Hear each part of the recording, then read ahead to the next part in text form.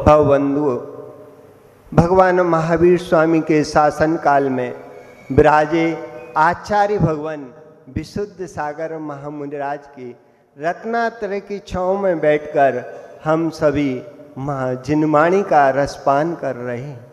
यही रसपान हमें मोक्ष का सोपान दिलाएगा।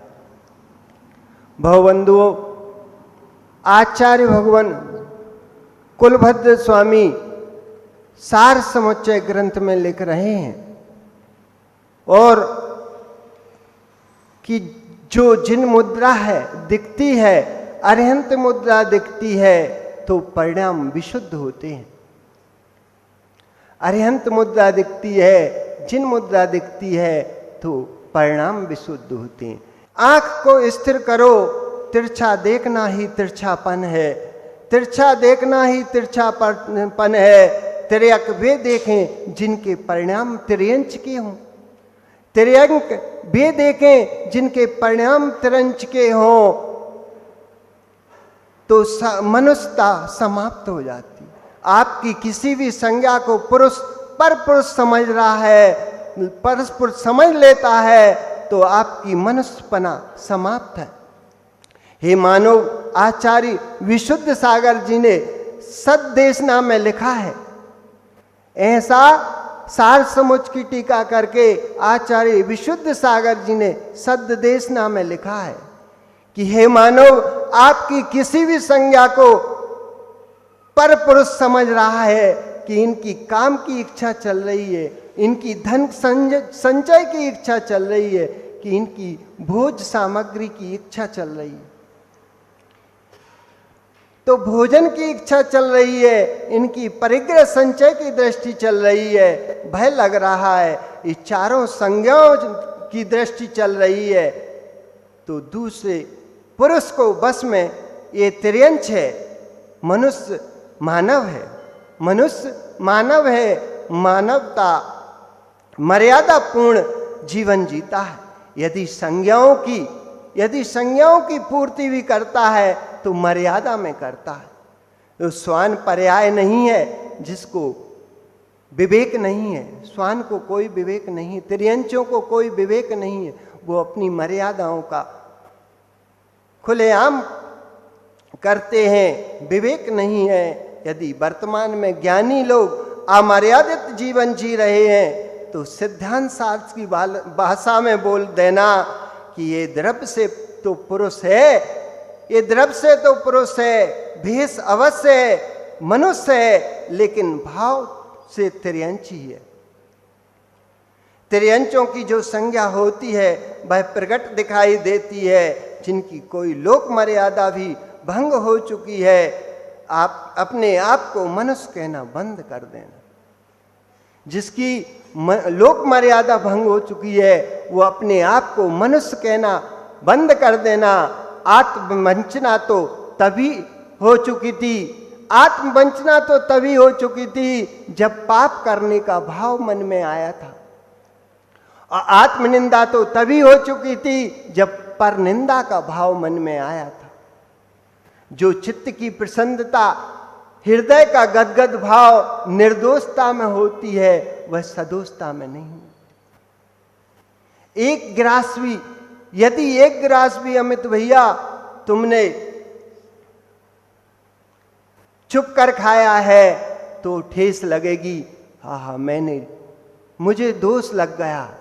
यदि पेट भर के मां के सामने भोजन करते तो कोई ठेस नहीं पहुंचती मन में, लेकिन एक गिलास छुप कर खाया है उसका ठेस लगती है मन में कि मैंने कुछ किया है, दोष किया है, ठेस लग गई। एक गिलास खाने वाला विकल्प में रहेगा और जीवन की उन अवस्थाओं का चिंतन करो। संयम जीवन बनाने से पहले जो जीवन था उस पर चिंतन करो। हम भी पहले सोचते थे कि हमें तो मोक्ष मार्ग पर जाना है, लेकिन यदि कोई कार्य ऐसा नहीं हो जाए, आचार्य विशुद्ध सागर जी भी सुनाते रहते हैं अपने संस्मरण कि हम स्कूल में कोई खेल नहीं खेलते थे। क्यों नहीं खेलते थे? क्या खेलना नहीं आता था? नहीं आता तो था। यदि खेलेंगे तो हाथ पैर यदि अंग भंग हो गए तो हम जिन दीक्षा को धारण नहीं कर पाएंगे। हम भी सोचते थे ऐसे कोई काम नहीं करना जिनसे हमारी और परिवार की निंदा हो। एक बुंदेलखंड में कहावत होती है, हम भी बुंदेलखंड से हैं, कि कोऊ काक है, कोऊ काक है जी जिन साहब होकर और ऐसे काम कर रहे हैं। तो हम तो भैया पानी पानी हो जाते थे। पहले ही सोच के रहते थे कि कोई कह नहीं सके कि जी फलाने के लड़का और इनकी काम। कहने वाले कहते हैं, चौराहे पे सब कहते हैं, और तुमसे भी कहने वाले कहते हैं कि जैन धर्म और जे कर्म। तो ऐसा कोई ना कह पाए कि जैन धर्म और जे कर्म। इसलिए हमें सोच समझ के काम करना चाहिए। बुंदेलखंड की कहावत हम चरितार्थ की और कोऊ काक है। इसलिए लोचन शुद्ध है तो हर वस्तु शुद्ध दिखाई देती है। जिसको पांडु रोग हो गया, जिसको पीलिया रोग हो गया, उसको हर वस्तु भी पीली दिखाई देती है। हर वस्तु पीली दिखाई देती है और उसको और लोचन साफ है तो हर वस्तु जैसी है वैसी दिखाई देती है। लोचन है तो आलोचन, आलोचन है तो लोचन। एक सिलोचन होता है और एक लोचन होता है। सिलोचन से आंखें विकृत हो जाती हैं, लेकिन लोचन से, आलोचन से लोचन साफ हो जाती है। आलोचन क्या है? आलोचना ही आलोचन है। अपनी निंदा करो गुरु के सामने तो अपने परिणाम शुद्ध होते हैं। गांधी जी सत्याग्रह में जब जेल में थे तो उनकी एक साथी था, ओग्रीन अफ्रीका का था, जो हमेशा गांधी जी को परेशान करता था। कहीं उनका लोटा भरा होता तो खाली कर देता, कहीं लोटा को छिपा लेता। ये सब लोग देखते थे कि ये गांधी जी को बहुत परेशान करता, लेकिन गांधी जी कभी मुख से कुछ नहीं कहते थे, कुछ नहीं कहते थे। वे यही सोचते थे इसका स्वभाव ऐसा है, लेकिन हमारा स्वभाव ऐसा नहीं। जब एक दिन वो गांधी जी को नहीं देखा सुबह से, तो गांधी जी बड़े तड़पे कि आज दिख नहीं रहा, क्या कारण है? क्या तो उसको छुट्टी हो गई जेल से, या किसी और जेल में उसको शिफ्ट कर दिया? तो दो चार लोगों से पूछा, कहले गांधी जी वो तो आपको परेशान कर रहा है और आप उसी के पीछे परेशान हो रहे हो। कहले ऐसी बात नहीं है, बताओ कहाँ है।